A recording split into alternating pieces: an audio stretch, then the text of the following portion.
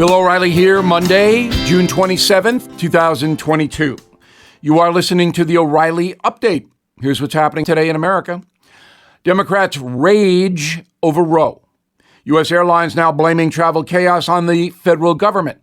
Also, what the Supreme Court rulings really tell us. But first, progressives are furious. The Supreme Court ordered the abortion question back to the states. Here are a few left-wing reactions. Nancy Pelosi, quote, "Because of Donald Trump, Mitch McConnell, the Republican Party, American women today have less freedom than their mothers," unquote. Ms. Pelosi obviously trying to use the abortion ruling for political gain. Senator Chuck Schumer, quote, "American women are having their rights taken by 5 unelected justices on the extremist MAGA court," unquote. Absurd and subversive. The Supreme Court is a hallmark of American democracy. Congresswoman Maxine Waters, quote, "To hell with the Supreme Court, we will defy them. If you do, Ms. Waters, you may go to prison." Congresswoman Alexandria Ocasio-Cortez, quote, "Right now, elections are not enough. We have to fill the streets. We have to show up everywhere," unquote. That is a call for activism, perhaps anarchy, from Ms. Ocasio-Cortez. I hope you will visit BillO'Reilly.com. I have a new column where I lay out what's really happening behind the scenes on the abortion and gun carry legislation. Again, the column is accessed on BillO'Reilly.com. It is free. American Airlines and the other companies now blaming summer travel chaos on the federal government. A group representing the largest carriers in America say staffing shortages at the FAA are behind the crippling traffic on the East Coast. 15% of all flights this month have been canceled. Another 20% delayed. Transportation Secretary Pete Buttigieg threatening to punish carriers that fail to meet standards set by his department, which are weak, as is Mr. Buttigieg, who has no clue on how to regulate the airlines so they do their jobs, which is what Buttigieg's job demands. In a moment, what the Supreme Court rulings really tell us. We'll be right back. Inflation at its highest level in 40 years and interest rates are skyrocketing, as you know.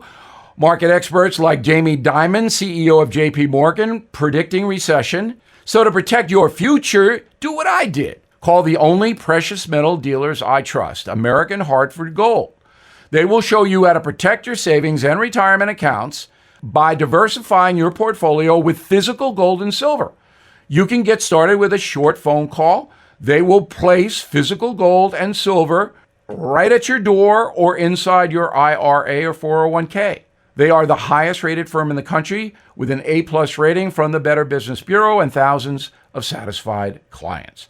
Please tell them Bill O'Reilly sent you and they'll give you up to $2,500 of free silver on your first order. Don't wait. You can call them now. 877-444-GOLD. 877-444-GOLD. Or text GOLD to 65532. Again, 877-444-GOLD or text GOLD to 65532. Time now for the O'Reilly Update message of the day, my reaction to the Supreme Court rulings last week. Once again, we have become the United States of hysteria. The two rulings will not affect society very much, as I will explain. But the outcry from the left-wing cadres is instructive and very important for alert Americans to understand. By ruling New York State's restrictions on law-abiding citizens carrying handguns unconstitutional, the Supreme Court simply did what the Constitution demands: allow Americans to bear arms. The leftist view that legal self-protection will lead to more mass murder is actually foolish. Almost everyone in the state of Vermont is allowed to carry a gun, and there are few murders there. That's because Vermont does not attract many violent organized criminals. There is no inner city drug trade. Again, thugs who purchase guns illegally are responsible for the overwhelming number of gun crimes. Oh, and banning weapons will not stop insane loons from killing, as the recent mass murder in Norway demonstrates. Got it, Joe Biden?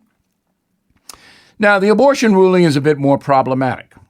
Even though the procedure will remain largely available in the USA, some states will eliminate most abortions now that Roe v. Wade is no longer federal law. Other states like New York and California will continue to allow abortion anytime for any reason, something even ultra-liberal countries in Europe reject because late-term abortion is barbaric. But there is a public safety component here that pro-life Americans should consider. If a woman is in danger of physical harm by birthing a baby, that woman should have legal protection.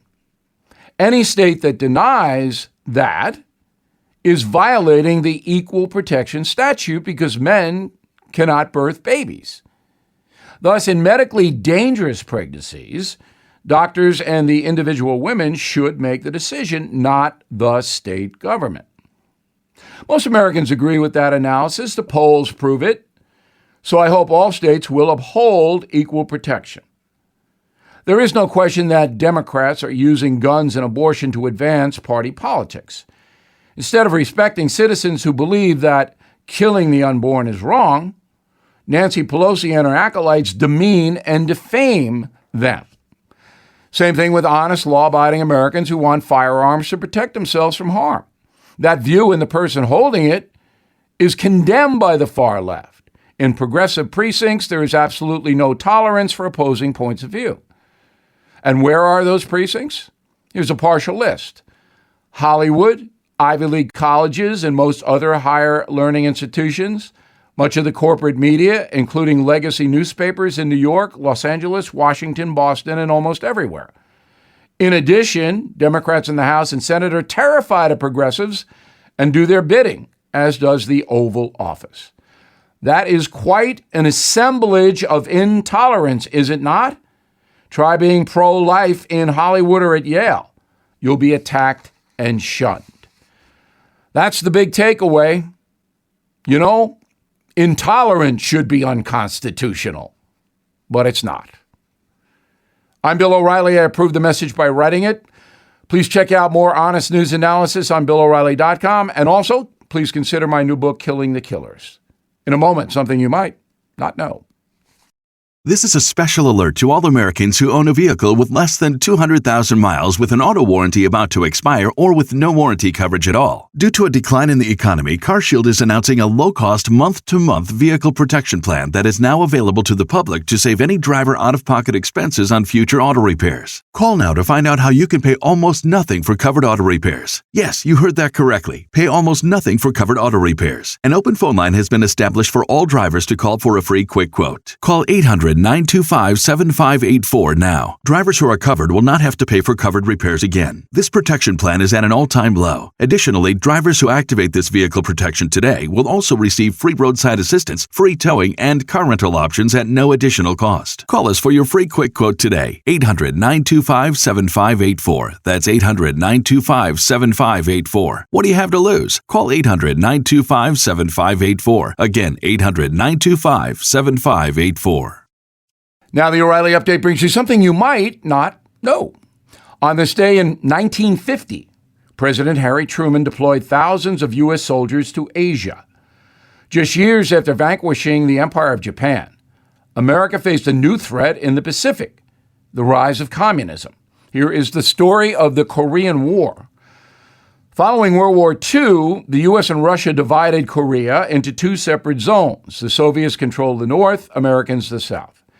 In 1947, elections were supposed to be held throughout Korea, but the Soviets refused. The Korean Democratic People's Republic, a Marxist dictatorship, was quickly established in the north. 2 years later, Mao Zedong seized control of China, so you had another communist dictator in the region. Before dawn on June 25, 1950, 100,000 communist troops invaded South Korea. President Truman announced to the world that the USA would intervene. The president accused the USSR of instigating the attack. Soviet tanks and equipment were used in that invasion. Truman's decision was met with overwhelming approval from Congress and the American public. The United Nations formally approved America's involvement. General Douglas MacArthur was named as commander of all UN forces. The conflict nearly caused another world war. Chinese troops entered the fight in 1951. In retaliation, MacArthur threatened to bomb Beijing. He was fired for insisting that happened by Truman. For 3 brutal years, U.S. soldiers clashed with the communists. The southern capital of Seoul changed hands 4 times. The Allies dropped more ordnance on Korea than the entire Pacific theater of World War II. The fighting left 3 million Korean civilians dead. 600,000 North Koreans were killed in combat. 40,000 Americans perished. Another 100,000 were wounded. And here's something else you might not know. The Korean War is technically still being fought. North and South Korea signed a ceasefire in July 1953, but the agreement had no formal peace attached to it. 30,000 U.S. soldiers remain in South Korea to prevent another invasion by the North. Back after this. Supply chain issues have been a catalyst to bring high-tech manufacturing back to the USA. My tech guy, the founder of Brownstone Research, calls it the Great Recalibration and discusses it in his new newsletter, Near Future Report. For 35 years, Jeff Brown has helped his subscribers safely navigate volatile times to preserve and grow wealth. He also answers your most pressing questions like how to protect your retirement from inflation.